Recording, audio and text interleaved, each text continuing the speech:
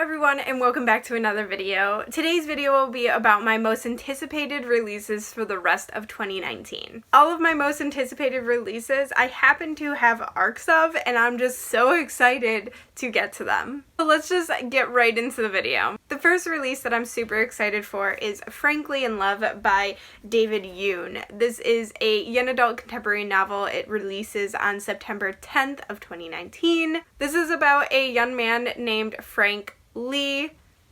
Frankly, get it? He is a Korean American and he has a very complicated love life. His parents want him to fall in love and marry a Korean girl, whereas he is also kind of in love with a white girl. So there's conflicting views there and he just needs to figure things out and see where it goes. And I feel like this is just going to be a really cute, fun novel, and I'm excited for it. And then I am looking forward to The 10th Girl by Sarah Faring.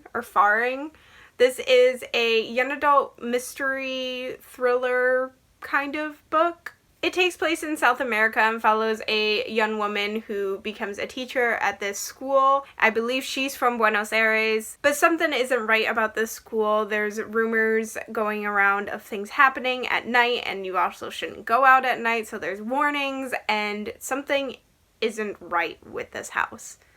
Apparently there might be some sort of ghost story going on in this, and it's been a while since I've read a kind of horror thrillery young adult novel. So I'm really excited for this one. This one releases September 24th. The next release I'm really excited for is Criers War by Nina Varela. This is a young adult FF fantasy romance novel, and I'm just so pumped to read it. It follows a automaid named Crier who's part of the elite class in society. Her father's actually the king, and the lesser class is humans. Her new handmaiden is named Ayla, and she is a human, and she wants revenge on Crier's father for killing her family, and to get that revenge, she will go after Crier. However, I think they're going to fall in love, and I'm just so excited to see how this story develops and how the romance develops.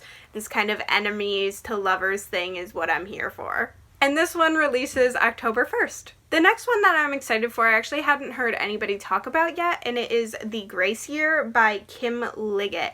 This is a young adult novel that's supposed to be very feminist themed. It is about a society who believes that women kind of have a power over men, but not in a good way. They believe that a woman's skin releases this powerful aphrodisiac that can kind of put a spell on men. So every girl on her 16th birthday is banished from this society to release their magic into the surrounding area before they can return to civilization. It is called The Grace Year and is actually going to be very dangerous because you have to survive alone. There could be bandits, there could be you fighting other girls, and you just trying to survive.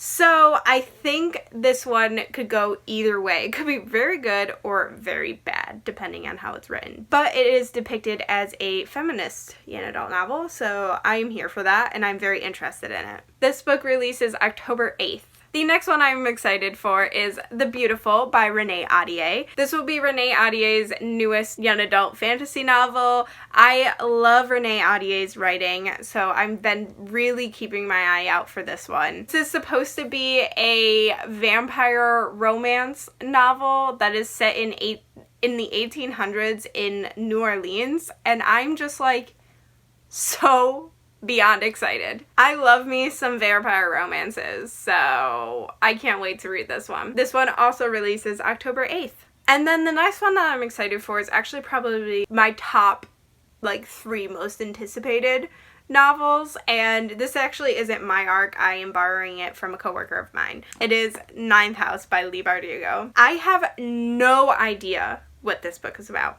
I don't know the premise. I don't want to know the premise. I just want to go into it blindly.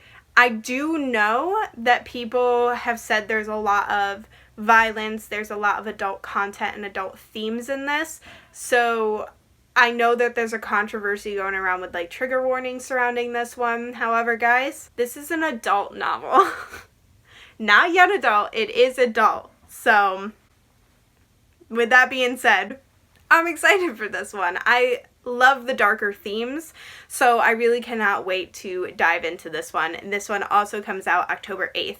It's probably going to be my next read. The next one that I'm excited for is Fireborn by Rosaria Munda. This is a young adult fantasy novel surrounding dragons, and I love dragons. It is about two friends named Annie and Lee who both grew up in an orphanage. Annie's lowborn family was executed by dragonfire, and Lee's family, who is actually one of the aristocratic families, was murdered during the revolution. However, even though they come from two different paths in life, they connect at the orphanage and they become very good friends, and they are also training to become dragon riders. It used to be that the aristocratic family was the only one that could become a dragon rider. However, now anyone and everyone, if they train correctly, can become dragon riders. I'm just super pumped for this novel. This one was actually sent to me by Penguin Teen, as I am a Penguin Teen influencer, and I'm just so excited and so thankful to Penguin for sending me this arc to read and review. I'm so pumped.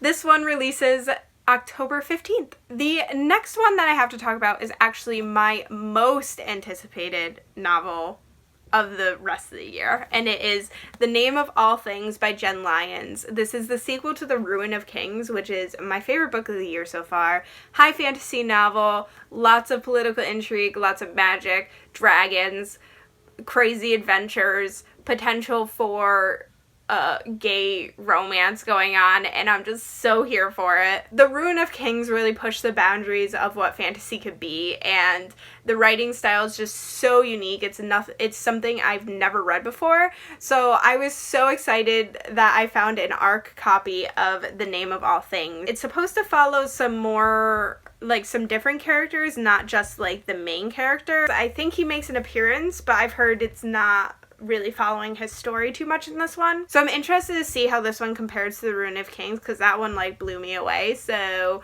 I'm really excited to see what I think about this one. This one comes out October 29th. And then my final most anticipated book of the year is Fate of the Fallen by Kel Cade. This is a book that I actually already read, but I wanted to talk about it because it is one of my most anticipated, and I can't wait for other people to read it. This book comes out November 5th.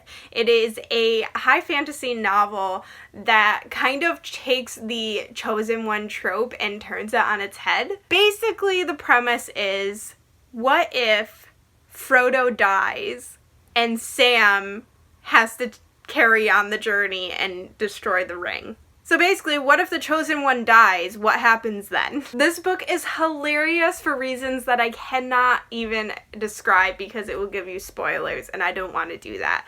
But I loved it so much. I'm so excited to get a finished copy when it comes out. I loved it so much. One of my coworkers also really enjoyed it, and he was the one that told me I should read it as well. So I was able to get a copy, and it's so good, and the premise is just hilarious when you think about it. There, of course, are some serious things in the book, but I cannot even tell you how many times I laughed out loud because of the dialogue in the story. It was just so good. So there you have it, everyone. Those were my most anticipated releases for the rest of the year. I hope you all enjoyed this video. Please comment down below and let me know some of your most anticipated books for the rest of the year. Please like, comment, subscribe, do all that fun YouTube stuff, and I will see y'all next time. Bye!